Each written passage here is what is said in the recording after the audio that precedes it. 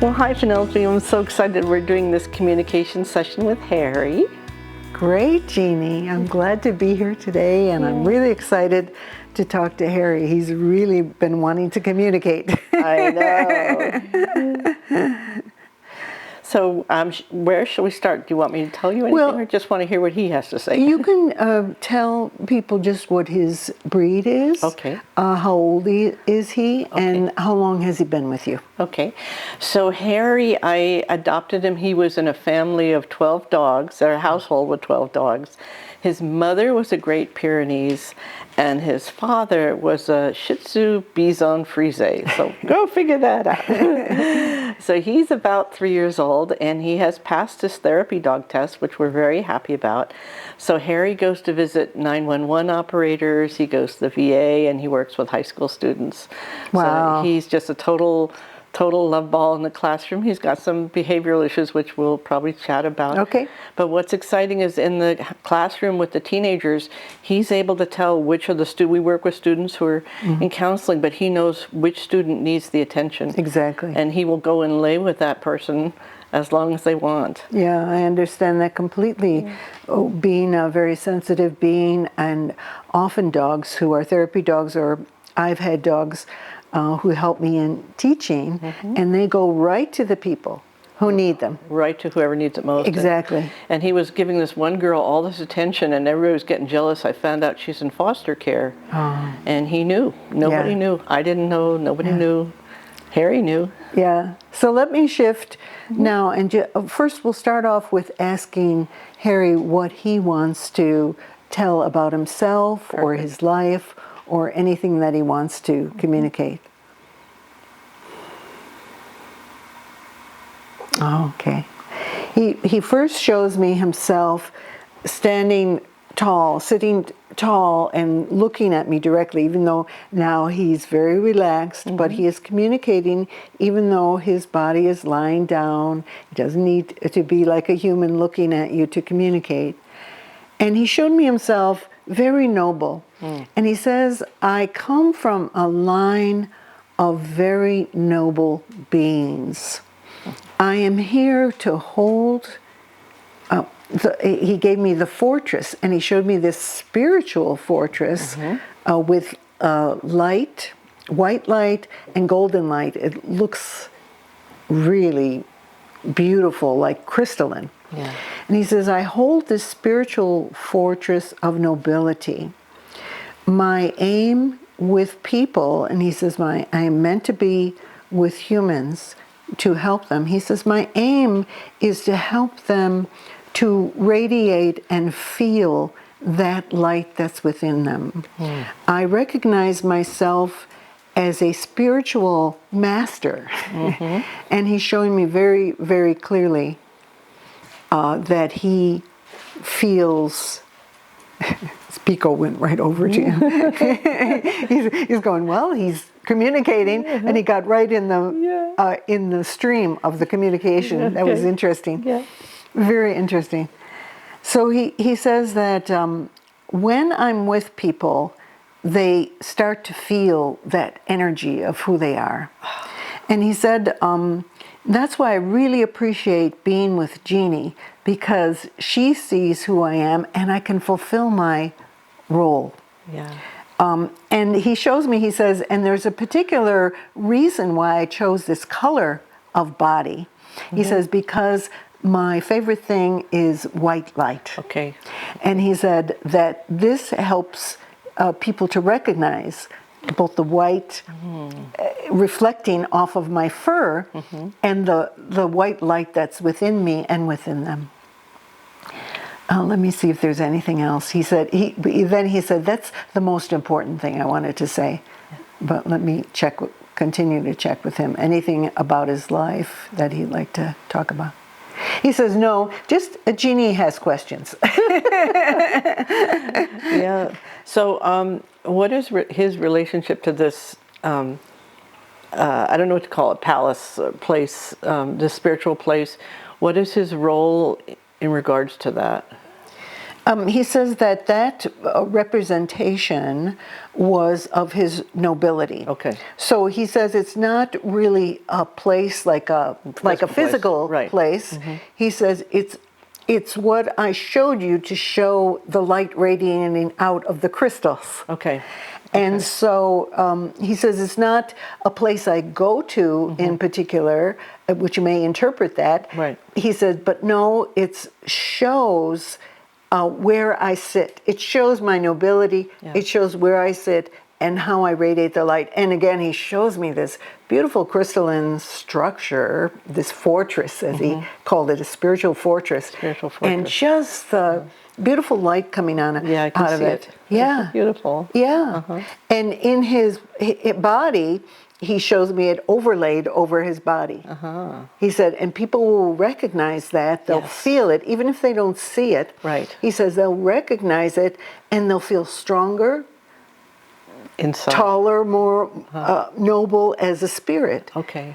And the light. So Yeah. that was the representation he gave me of. Well, that's wonderful because I feel like I've never had a big dog before. I never imagined I would have a big dog before, but I do see that he needs to show the world this nobility, and by having this large form, it helps people to feel it, and they do. When they meet him, they just have that sense. Yeah, it's very, to me, it's really obvious. He'll sit.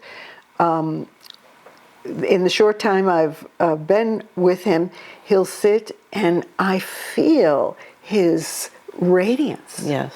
And that, and the sweetness along with the nobility, even though he didn't mention that. I mean, there's a tremendous big heart. Big heart. Yeah. Big heart. Yeah. Okay. Well, is there anything that he wants us to know about making his life even more good? Is there anything we can do to help him feel more safe and comfortable? Okay, let me check with him. He says, I feel safe and comfortable within myself. There's certain things I'm a little nervous about as a dog. He says, some of the things that come out of my dog body are foreign to me. He says, the sense of guarding and snapping. He says, sometimes that comes out of me. And he says, that's a little bit foreign to me, but it kind of takes over.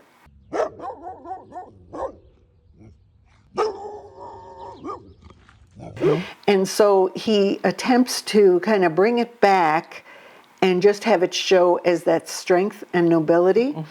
But he said, I'm still working on that. Yes, it's a work in progress like we all are. Yeah, he said, I'm still working on that because it's not something I particularly want to project. Right. We're not happy with that. Well, let me ask you one thing, because when I leave, when he's alone in the house, meeting without any humans in the house, he can get into the garbage or get into food on counters, things that I didn't think he could possibly get, and not things I deliberately left out, but I think, oh, he'll never get that, and he gets it. Opens cupboards and opens garbage cans, and we can come home to a trail of stuff. He says, I feel very restless when you're not here. A lot of what I'm doing now is getting more and more comfortable with my body. Okay. He said, it is not familiar to me. This is a very new experience. And he says that when you aren't here to anchor it, he gets restless. He gets nervous. He feels very comfortable when he's out doing his service with people. He feels like, okay, that's where he belongs. And let me get more of what the feeling is of what happens. He says, I don't know what to do with myself. I feel all this energy and it has nowhere to go. So let me ask him, I got that. I can really feel that. Let me ask him how we can help him with that. He says, I need to feel more utilized. I need to feel like I'm really doing something. Okay. So what happens is it feels like he feels a disconnection from his work and service, which is connected with you. So what I feel, and I'm checking with him as I'm saying this, would help him is if you can ask him particularly before you leave, I need your help with this. I need you to help me with this. A real task, you know, I need you to help me with this person, or I need you to help me with my work, and I need you to focus with me, and I'm going to stay connected with you. I'm going to remember, you know, and while you're out, just a few times even, just remember your connection with him. And then he feels more anchored. Okay. Because he feels a bit uprooted. And I can feel how very natural that is as a dog. And yet he feels it as very, that it's something he needs to learn. And so you're going to need to help him to learn that. Is it his first lifetime as a dog? Yeah. Okay. Yeah, he showed me that very, very clearly. Okay.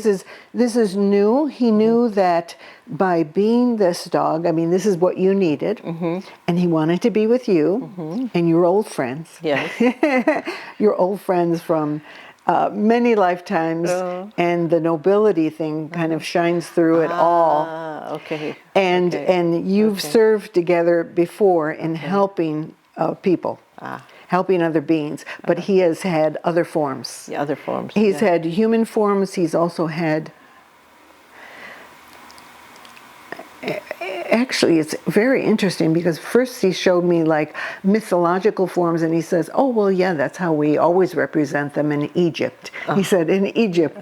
And then he shifted over somewhere in Asia, in East Asia. He showed me that a statue of like a big cat. And then he says, well, I'm showing you these things because we worked in temples. Okay. We worked in temples together. So he said that he knew that he had to have a dog body, but he's very unfamiliar with dogs. Okay. And so he needs you to help him. To be a dog? Yeah, well, you need to be more explicit with him. Like you need to spell things out a little bit more. Like this is what we're going to do. This is how we stay connected. Okay. This is how I need you to help me every hour of the day, because you got to realize he has tremendous energy coming through his body. Okay. Not only as a dog, but as a spirit, and he needs to use it. All right. So, you know, include him obviously in your meditations, which I'm sure you probably already do. Include him in any time you're thinking about your work. Just say, you know, we're doing this together. And this will help settle him. Okay. So that he doesn't feel this disconnect.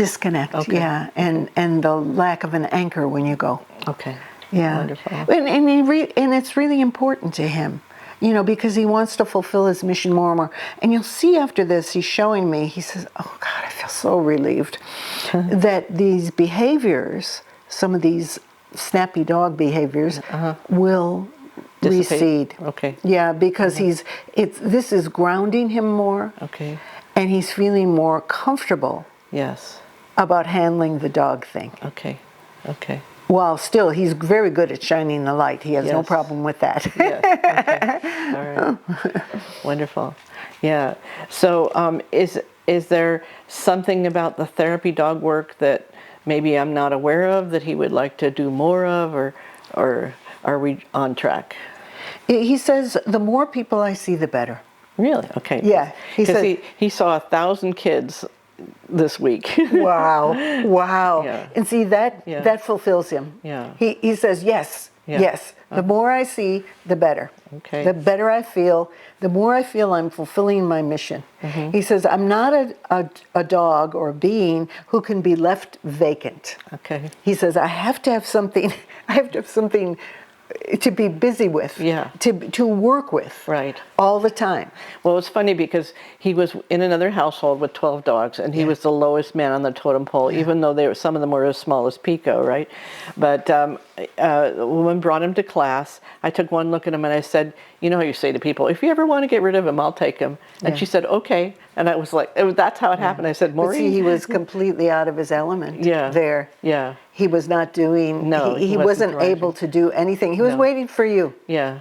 I mean, he knew you. He was waiting for you to come. Wow. And so they also looked at him, the other dogs, as like, you're sort of, you don't belong here. Yeah, and he doesn't, because of yeah. And they rejected him. Yeah. And he says, you don't belong here. And he's going, yeah, I'm waiting for my person to come. Yeah. So it's a incredible match. Incredible, beautiful working relationship. But it has to be a working relationship. Yes, That's important to him. Yeah, well, it really helps me to understand the nobility angle, because I hadn't thought about that. I wasn't aware of that, and that really helps me to position it sort of energetically. Yeah. Thank you very much. Is there anything else he wants to say before we close our session? But he's more interested in if you have any questions. Right now, he flipped it back to you. Okay, flipped it back to me. Yeah. Back to you, Genie. Because he feels like you have a question that you haven't answered. Right. I'd like to know if he can help me energetically with the new book that I'm writing, with the new work. It's for 11-year-old girls, and it's about unicorns. Wow. And I'd like to know if he can help me kind of in a way that I'm not seeing yet. Yeah. He says, this is very natural for me. He said, this is part of what I'm here for. And what those girls need, and what you need to project through that book, is exactly what I'm here for. It's bringing the light out, the nobility and the light. And it's very interesting because he focused on mythological animals, and I got a brief glimpse, but it went away, of a unicorn, so I didn't mention it. Okay. And he says, yes, that's a perfect vehicle to show the nobility of standing tall and radiating the white light. The light. Yeah. Wow. Yeah. Wow, that's really, really interesting. That's why he wanted you to ask that. All right. Now I'll check with him if he has anything more. He says, no, I've said everything that I want to say. He said, my person understands me very, very well. And he says, I'm feeling my way into all this too. We're feeling our way together to for both of us to be the best we can be. Beautiful. Yeah, it's pretty stupendous. I was really looking forward to this because he came forward and said, I have a lot to say. Yes. And and I could feel the depth of the spirituality. Yes. So. Yeah, that's wonderful. That gives me a lot to really dive into that the white light and the nobility. Yes. Is he happy with his name, Harry? That could even be part of your new book. That crystalline structure with the light. Oh. And you could include the unicorns in that because it seems to all go together. Okay. The mission. So let me ask him about that. Yeah. He says, Harry was the exact name I gave you. Okay, good. He says, you got it exactly right. I know you said that you got it from somewhere else, but no, you got it from me. Yeah, okay. And he says, Harry says it all. Yes. It's grounding. That's what people, when they meet him, they feel so comfortable. It's such a simple name. Yeah. And it's so who he is. He is so it's Harry. Grounding. It brings joy to people. Yes, and it helps him to connect with the earth. And it's my grandfather's name. So. Yeah, beautiful. Beautiful. Well, he's very happy. Thank you so much. Thank you for seeing the nobility in him. Yeah. What I love about when they express themselves like this is that a lot of things change. Yeah. Things melt. Yes. The resistances he had and behaviors, a lot of them kind of melt away, or you understand him more and you can help him with them much easier. Both kind of happen at the same time. Right, because he feels seen. Yeah. Yeah, and heard. Yeah. Yeah. Yeah, it's beautiful. Thank you. Great.